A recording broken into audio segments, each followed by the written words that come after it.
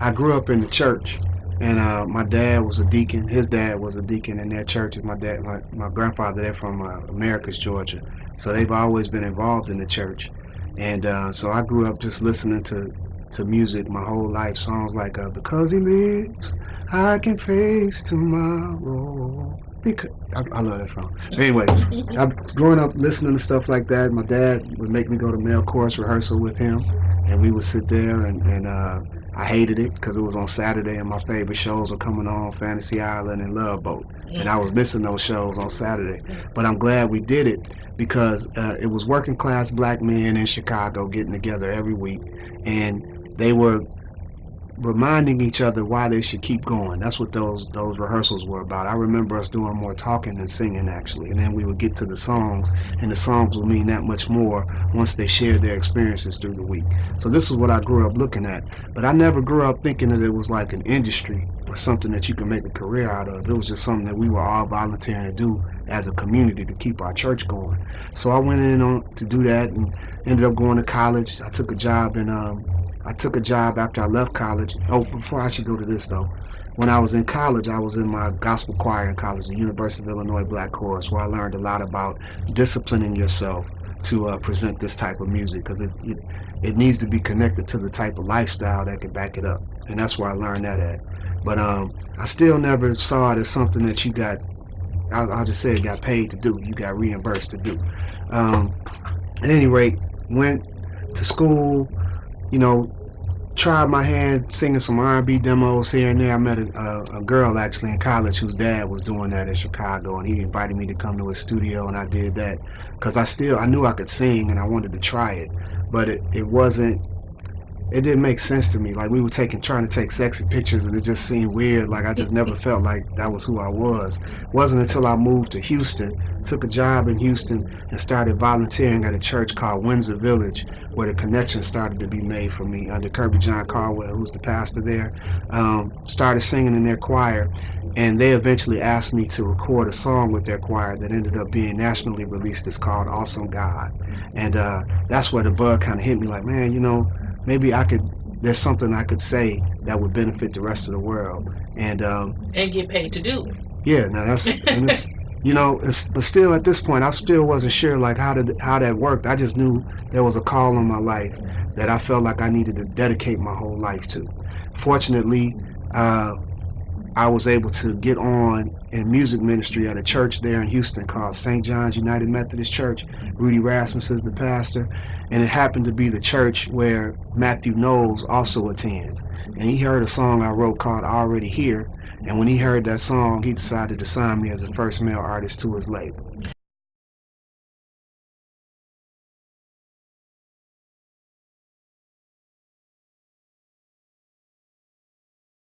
I was less skeptical of what people would say than I was in, having left corporate America and, like I said, never grown up in a gospel industry, so to speak, but deciding at that time, after many years, to step out on faith and put a record out and see what was going to happen. And I remember telling Matt, I went to his office. It was on Saturday. I was working in my yard, and he called me into his office with our pastor and friend Rudy Rasmus, and we all sat down, and I told him, man, I don't know, I feel like I'm too old to dream, like I can't afford to dream.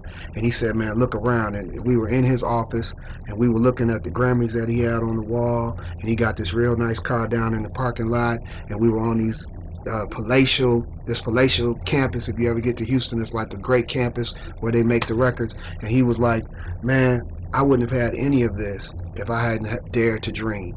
And what I knew about Matt, beyond his beliefs, I think every man got to answer to God for himself. But my pastor walked me in, and that was the first thing. So my pastor was kind of co-signing on him. And then I knew that, I got a lawyer, so I wasn't just walking in and trusting him right off the bat. I had somebody looking at the paperwork for me. And then I knew I had this call in my life. I had this call in my life, and this was the door that God was opening up. I believe God was opening up that door, and I walked through it.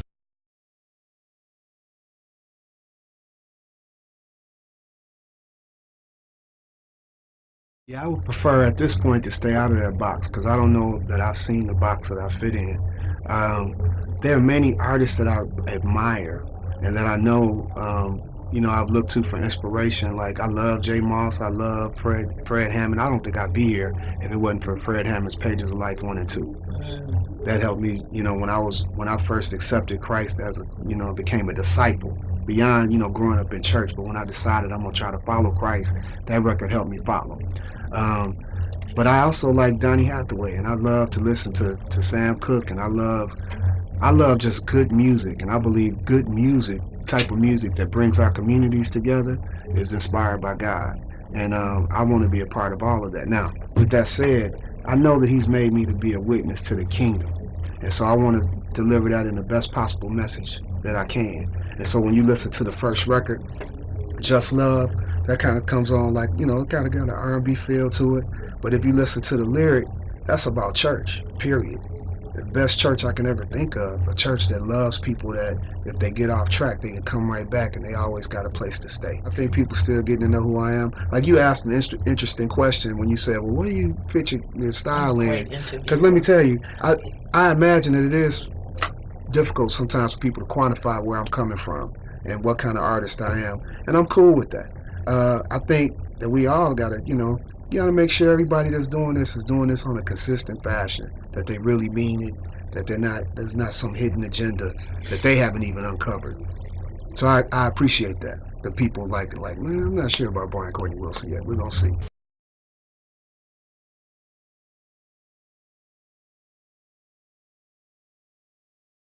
Oh, that's a long list for me.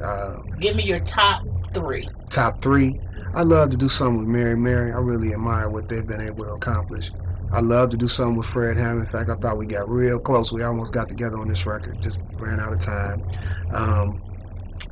And Marvin Winans is another one. I'm going to put another one on there because she actually decided to work with us, was Vanessa Bell Armstrong. We have a duet with her on the record. It's called Unspeakable Joy. So, man, there's so many people that have helped to tell this story. And it takes so many people because this God is so big that no one man can praise Him enough. No one man can tell the story. So I can't just limit that to 3 people.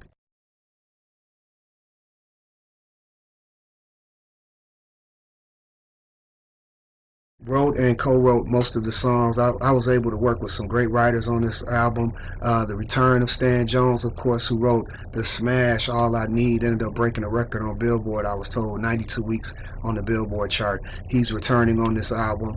Got a chance to co-produce with someone who else has become a friend, is Aaron Lindsay of Marvin Sapp fame, of Israel Houghton fame, and then P.J. Morton, man, Paul Morton Sr.'s son, is just a brilliant songwriter and producer, and we got a chance to write some songs together, so I'm really excited about it.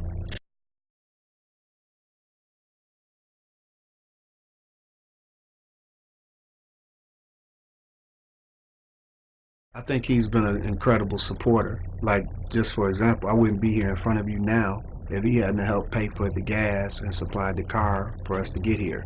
So in that regard, he's been an incredible resource, and he's allowed me to be myself in terms of witnessing to who the real source is. And that's what I really appreciate about him. He's never tried to pigeonhole my music, never tried to tell me what I should sound like, how I should say it, and what I should say. And as we talked about before, I have difficulty fitting in one box. And so it's important that I have a supporter that'll allow me to do that. And he's been that in my corner from day one.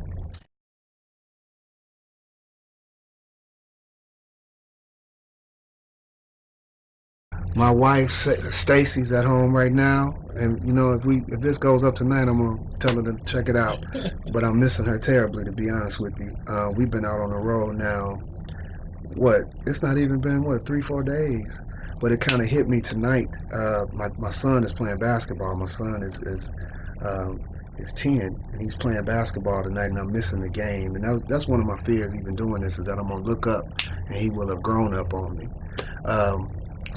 But they're also like the inspiration. The reason I started doing this, the reason I made the decision to step out on faith and doing this, is because I wanted to show him that if God has given you a dream for your life, that if you follow after that dream, He'll supply the resources for you to get it done.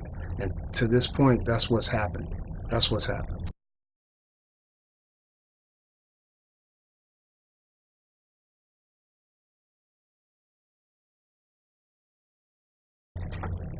All of them. I like them all.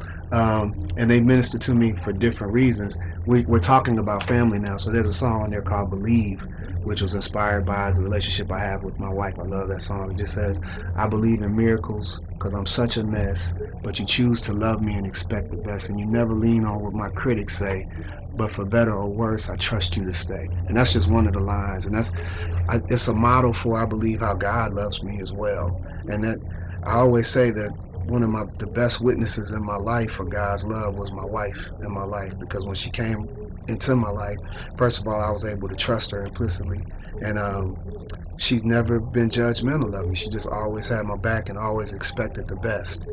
Always expected the best. Sometimes I don't think we talk about it enough, like with other couples. For me, there's a sense of peace and accomplishment. I actually feel, having looked back and been married to my wife. We don't have a lot of drama in our house, and we've been able to weather storms like financial storms. In fact, I talk about some of that on the new record. There's a song called One Day at a Time, where I talk about having been married, but it's a choice we make every day to be faithful, to believe that the next day is going to be worth being faithful this day, and that I don't want to face the next day without you. Like, I still choose you one day at a time. I look forward to people hearing that tune. On So Proud, coming out February 7th.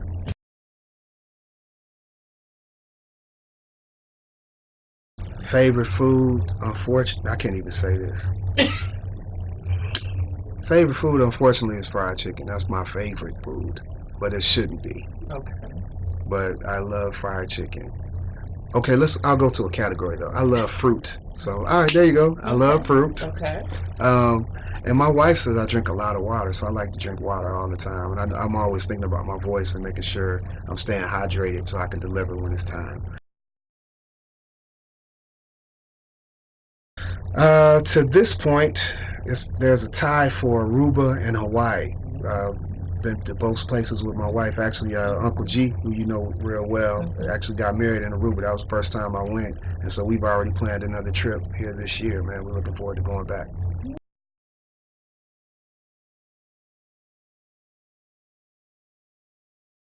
Some people mix me up with the other Brian from the Mississippi Mass Choir, so yeah, that's one of them. Okay. That's one of. Another one is, I think that I wanted to do R&B music, because that's not really true. It's more like I wanted to sing, and the only way I saw to sing at the time was to do what we call secular music. I don't know if that's even the right name for it, but music that's not rooted and grounded in the church. That was the only opportunity I saw to sing and record. I didn't know about gospel music being that option.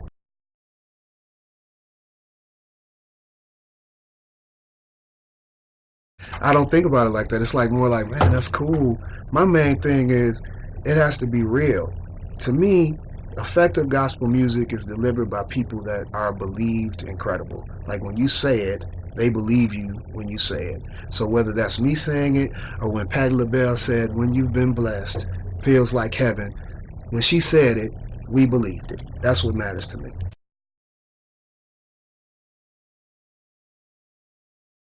But let me say it one more time, though, because So Proud is coming out on February 7th. I want everybody to go get it. In fact, the single is available right now on iTunes. And even if you can't afford to get the single, go to YouTube and you can pull up the lyric video, because I want you to hear it. I think it'll bless you in this time. We also have, I'm hoping we're able to do a GMC taping here this year. Where they started to do some faith-based sitcoms, and they put a call into our office to see if I could do that. So I'm looking forward to working with that and getting around to as many different places as possible to continue to deliver the Just Love message in conjunction with what we're trying to say about So Proud, and keeping your head up and keep reaching for the sky and believing that God will make a way out of no way, even when all you got is a little bit in front of you. Like, this is enough for God to make a miracle out of. Find you on the website, Facebook, Twitter. www.briancourtneywilson.com. On Twitter, we're at @BCourtneyWilson. And we're also on Facebook at Just Love Now. In fact, stop what you're doing right now. If you're not following me on Twitter, go to Twitter right now. @Courtney_Wilson on Twitter. Do it. All now. right. February 7th.